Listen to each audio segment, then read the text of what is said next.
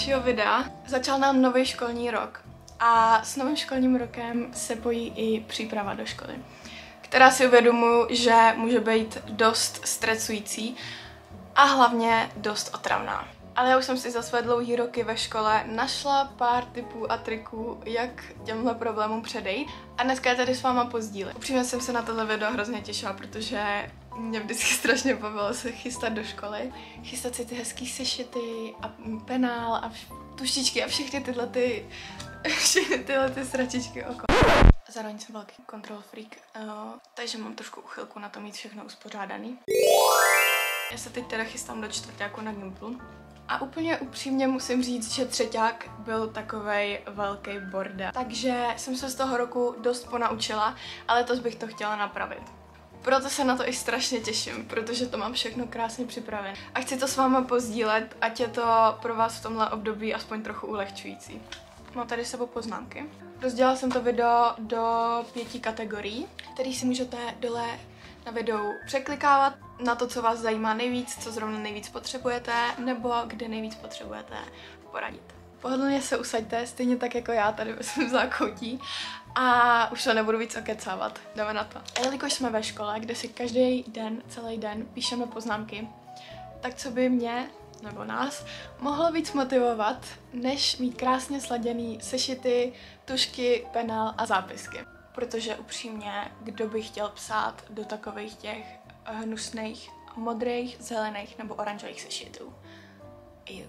Spoustu lidí si myslí teda, že mít pěkný sešity, tužky a všechny tyhle věci okolo je hrozně drahý, ale opak je pravdou, protože jsem přišla na to, že ty nejhezčí sešity bývají často nejlevnější.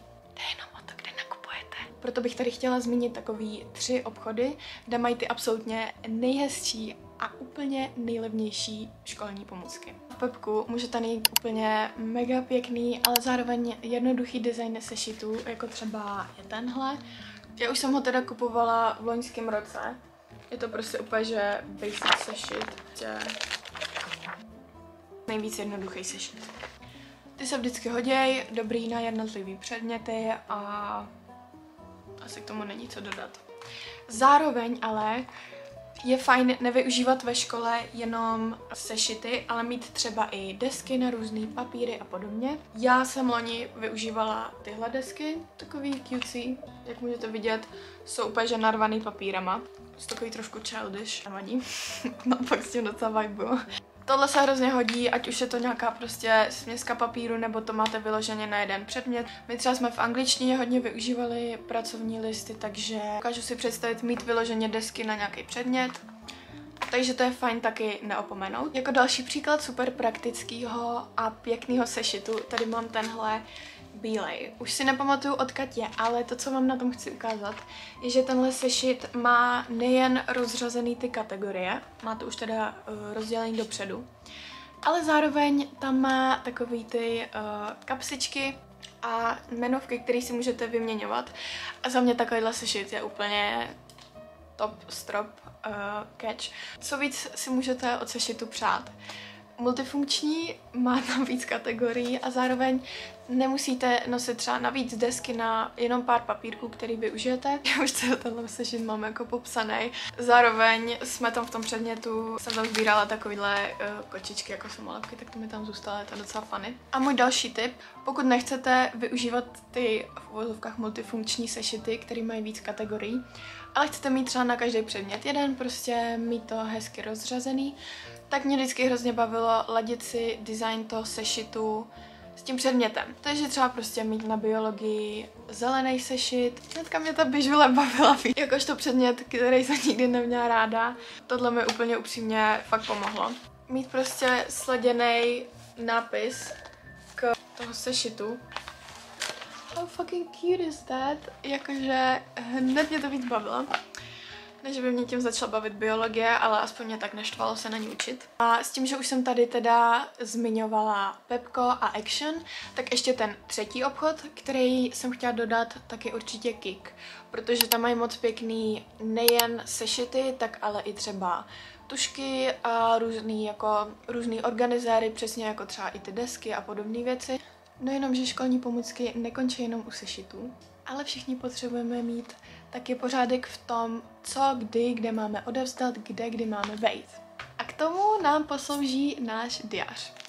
Za mě diář absolutní must have a když nemám diář, tak mám absolutní bordel v životě, prostě nemáš diář, nežiješ.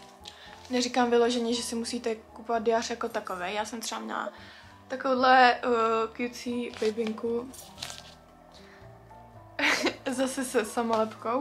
Prostě si tam napíšete, zorganizujete všechno, co bude potřeba. Je malinký, roztomilej a všechno je super. Každopádně na rok 25 jsem bohužel žádný diář nestihla najít, takže jsem musela na začátku roku improvizovat.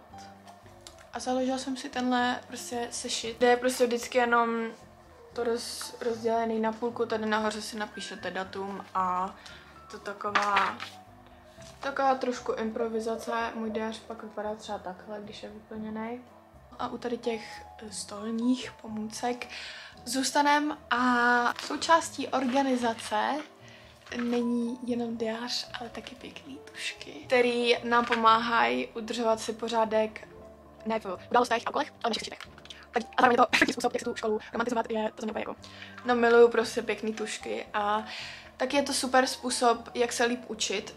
A mít to barevně rozdělený je to jedna z nejlepších věcí, kterou můžete udělat. I když se třeba učíte na jeden test a ty kousky té látky jsou rozdělený do částí, tak hned se každá ta část líp oddělí a není to jeden velký myšmaš. Takže za mě skvělý. Na tohle vám teda bohužel nedám doporučení, protože to mám ze Španělska. Byl to obchod, ale je to takovej obchod typu Tiger, si myslím, mají tam takový kravinky a občas i hezký věci do školy. Tiger je teda další úžasný obchod na školní věci, ale ten už je takovej dražší. Ale pokud si to chcete opravdu užít a všechny ty věci mít fakt krásný, tak Tiger určitě taky doporučuji. Jenom není v takový finanční relaci jako ty předchozí obchody. To bych řekla, že k sešitům jako takovým je asi všechno. To byly jenom nápady na to, který sešity jsou nejlepší, zároveň ve kterých obchodech nalíst ty nejhezčí a nejlevnější pomůcky do školy.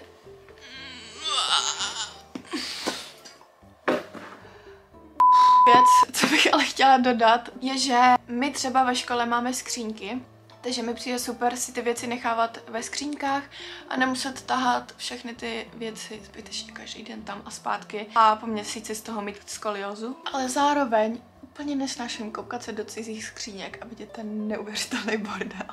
Naštěstí já s mojí bestí jsme obě úplný magoři na to mít vašem pořádek, takže jsme si pořídili tuhle obrovskou krabici, která přesně sedí do té skřínky a je to úplně naprosto perfektní řešení na to, jak nemít bordel ve skřínce. Není nic jednoduššího, než si tam ty věci prostě takhle hezky jednu vedle druhý naskládat. Tahle krabice je zase z Pepka, stála podle mě třeba 40 korun, takže nemáte výmluvy na to, proč mít bordel ve skřínce. A je super v tom, že se tam vejdou jak ty velký sešity, takhle na dílku, tak ale si tam můžeme dát i ty menší. Udržuje nám to naprostý pořádek, nepletem si svoje věci, máme to všechno rozstřízený a když běžím rychle na hodinu a potřebuji vytáhnout sešit, tak ho tam nemusím hrabat v té obrovské hromadě bordelu.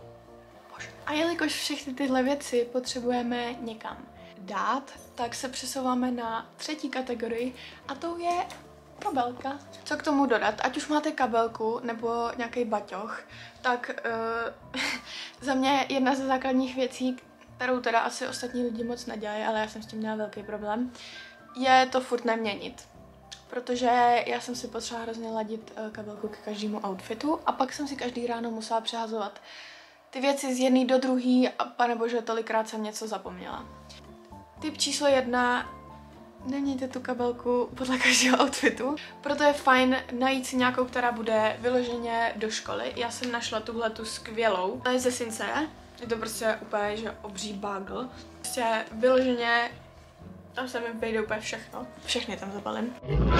Tahle kabelka je skvělá, je velká, ale je lehká, takže když tam tahám všechny ty sešity, tak není ještě o 10 kilo těžší kvůli té samotné kabelce. Má 2 kapsy vepředu. Myslím si, že jedno, jestli máte kapsy vepředu nebo vevnitř, ale jakýkoliv kapsy navíc se vždycky hodí, protože máte tam nějaký malý věci pohozený a všechno dělá hrozný bordel, se mi zdá. Takže za mě úplně perfektní mít ať už kapsy nebo nějaký taštičky na všechno. S tím se přesouváme k typu číslo 2. Pokud byste stejně chtěli měnit své kabelky, tak jako já, nehodlám se toho vzdát úplně, největší lifesaver ever je organizér do kabelky. Tahle věcička je plná kapes a taštiček. Je tato taštička vevnitř a to se dá oddělit. Takže buď si to můžu rozdělit na nějaké 2 kategorie, dát si sešit tady, anebo to tam mít všechno naházený naraz. S tím, že tam ale furt jsou ty kapsičky, takže bordel nebude, neboj. A když máte organizér, všechny věci máte v tom, vezmete organizér, dáte do druhé kabelky a problém je vyřešený. Takže organizér zachraňuje životy. S organizérem, taštičkama a rozdělováním všech těchto malých věcí se přesouváme na 4. kategorii a to je hygiena. Protože si myslím, že určitě není na škodu nosit si do školy kapesníky, švejky, nějakou dezinfekci, nebo spoustu lidí si nosí třeba parfém a podobně. Abyste neměli ve věcech bordel, no tak základem je na to mít speciální taštičku. Jen třeba tuhle. Taková prostě random little taštička. Základem všeho je třeba takový ibalgin. Nikdy nevíte, která z girls bude potřebovat ibalgin. Žvejky po nějakém hnusném obědě. Vlhčený ubrousky, když budete mít opatlený ruce od jabka ke svačině.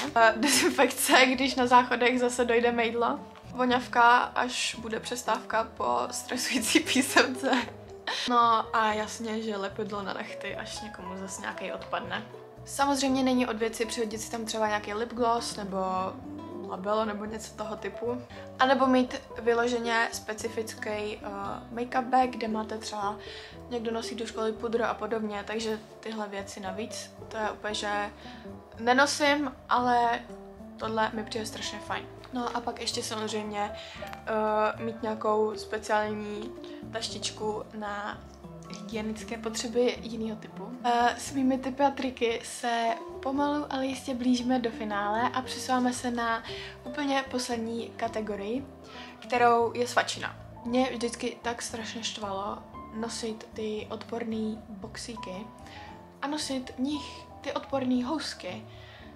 Takže můj tip na tohle je pořídit si buď nějaký nice boxík a dělat si prostě dobrý svačiny, protože i to vám ten den naprosto zpříjemní. Prostě nikdo nechce trčet ve škole 8 hodin a takovej strašný hlad. Neznám horší pocit. Buď mít nějaký cute boxík a do něj si dělat dobrý sváčiny, na který se budete těšit, ten den vám to zpříjemní a podobně. No a nebo překvapivě zase z Pepka, ale našla jsem tam tuhletu takovou poměrně aesthetic skleničku. Péže jednoduchá. Na to, že je skleněná, tak i docela lehká. No a do ní si dělat třeba nějaký overnight oats, jogurt s ovocem a podobně. A to jsou věci, které si můžete i připravit předem, dělat si je den dopředu a ráno jenom vzít z ledničky a vyrazit. A nemusíte pak buď zbytečně spěchat, nestíhat kvůli tomu všechno ostatní, kvůli tomu, že si děláte jídlo, anebo celý den trčet ve škole bez jídla, to nikdo nechceme. Takže tohle je za mě taky docela lifesaver, jako to zachrání jak vaše tělo, tak i vaše jako mentální zdraví v té škole. A s tím se samozřejmě pojí to, že musíme zůstat hydrated, takže všichni povinně do školy nosit svoji fucking vodu. Já vím, že tohle je strašně basic a není to ani jako tip, to je reálně základní věc, ale já jsem třeba dobu nenosila žádnou pořádnou lahev do školy, protože mě všechny štvaly.